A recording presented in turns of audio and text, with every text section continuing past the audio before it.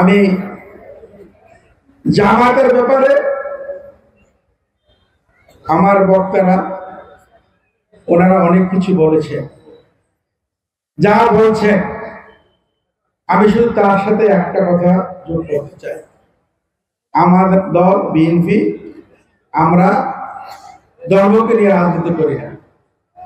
আমরা ধর্মকে লালন করি, পালন করি, কিন্তু ধর্ম নিয়ে রাজনীতি আমরা করি না।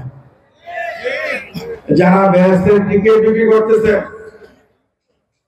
এরা যে কত বড় ভুল করতেছে।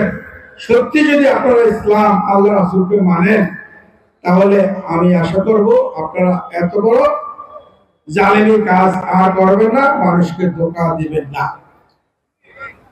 ধোঁকা না দেওয়ার জন্য অনুরোধ করব। মানুষ এখন আর বোকা নেই। আল্লাহ রাসূলকে ছেড়ে কোন পথে হাঁটলে ব্যস্ত যাওয়া যাবে, কোন পথে হাঁটলে বোঝা যাবে, এটা কিন্তু সকল মুসলমানই জানে। আপনারা এই টিকিট দিয়া, প্রলোভন দিয়া নতুন এবং ফিরে আসা গ্রাহকদের জন্য নগদে চলছে ক্যাশব্যাক সহ প্রতিদিন হাজারো উপহার জেতার সুযোগ। হবে আশা আর ফেরা, সারপ্রাইজ সেরা। আপনারা ভোট নেবেন, মানুষকে যে এখন বিপদে দিতে যাচ্ছেন, যদি ক্ষমতা যান তাহলে দেশটাকে ধ্বংস করে ফেলবেন।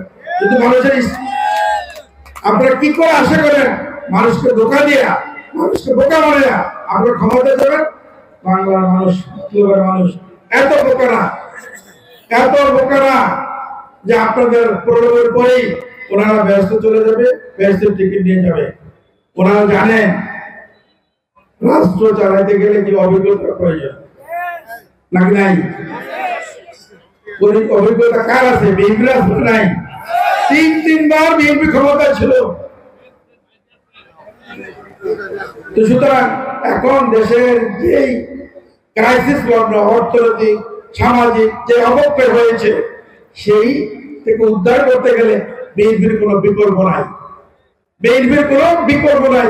এমন কোন দল নাই যে দল এই দেশটাকে উদ্ধার করতে পারে, এই দেশটাকে সঠিক পথে, উন্নয়নের পথে নিতে পারে, একমাত্র বিএনপি। কারণ বিএনপির গত তিনবারের রাষ্ট্র পরিচালনার অভিজ্ঞতা আছে। কর্মী সমর্থক ব্যবস্থা করে দেন, আপনারা চেয়ারগুলিতে ব্যবস্থা করে দেন। ফিরে আসে, দেশকে আবার নেতৃত্ব দিতে পারে সেই আশা বেড়াচ্ছে।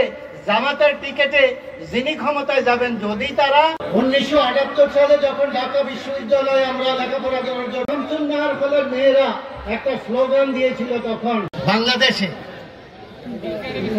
জাতীয়তাবাদী। বিসমিল্লাহির রহমানির রহিম। 17 বছর আমরা মুখ খুলে কোনো কথা বলতে পারি।